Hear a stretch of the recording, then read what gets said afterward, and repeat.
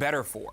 Who does this dead heat serve better? Well, my headline is the DNC and Hillary Clinton loses big. I spoke with Simone Sanders, the national press secretary for Bernie Sanders' campaign. They feel very, very good about the results that came out there. Obviously, still waiting to see who actually won this virtual tie, but they feel very good about it. At the end of the day, the Clintons should have won this thing outright. You got a guy who's a democratic socialist who has ideas that may be popular among the youth, but people don't think of them as realistic things that get done in Congress. But Dr. Marvo, wait, let me, because you know you try to moderate from over there. Let me do this real quick. Let me ask you a question. So really, this really should have been Bernie's state, though. I mean, this is an incredibly progressive state. This is a state that played to his strengths. Is this really a victory for their campaign, or does it show that Hillary had a last-minute surge? You know, Hillary did Iowa in 2008, and she blugged Iowa in 2008. She knows Iowa, and she blew it. Quite frankly, the one-on-one makes Bernie Sanders it gives him wings. Yes. My Republican brother here is going to do his thing because that's what they do. It's the truth. It's a fact. Honey, the truth is a stubborn fact, and a lie will die. She should have won. Straight out. Should have won. But here's the bottom line. It would have been a decisive win. Here's the bottom line. Give me the bottom line. We know that this is going to be a contest. Mm-hmm. Hillary doesn't now get it. Will be. She never was going to get it. Mm-hmm. She was never going to get it when Bernie Sanders walked in.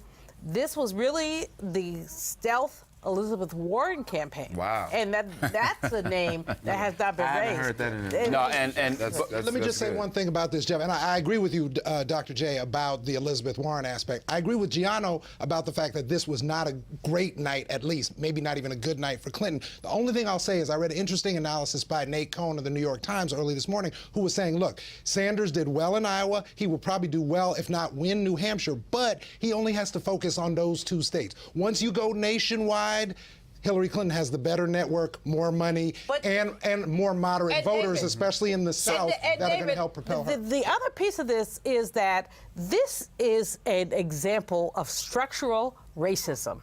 How dare we allow these two white states to set the tone for what is happening around this election. But what's interesting, and I want to bring in Dr. Carr, but about the implicit structural racism that we have never called. A couple, Ruth Marcus did a piece today. Let me come in real quick because I want to bring you in, Dr. Carr.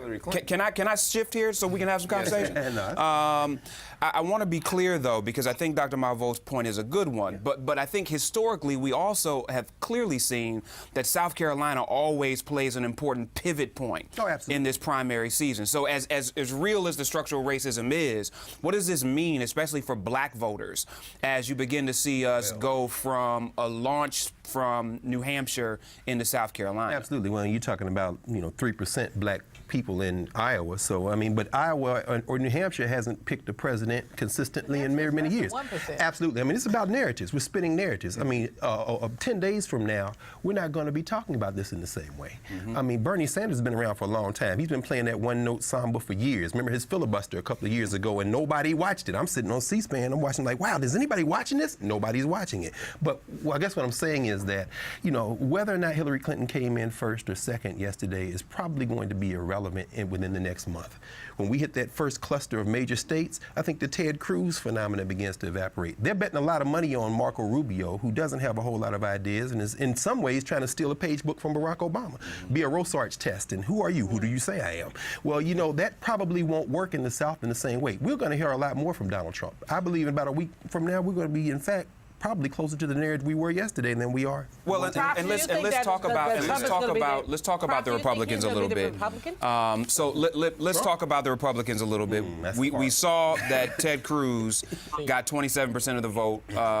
As much as Donald Trump likes to say he was blessed that he got in second, we know he doesn't like that at all. What I'm wondering is this, though. As you go into New Hampshire, Are we going to begin to see some different players? Is Rubio going to surge even more? And what do you all make of the New York Times article about Kasich?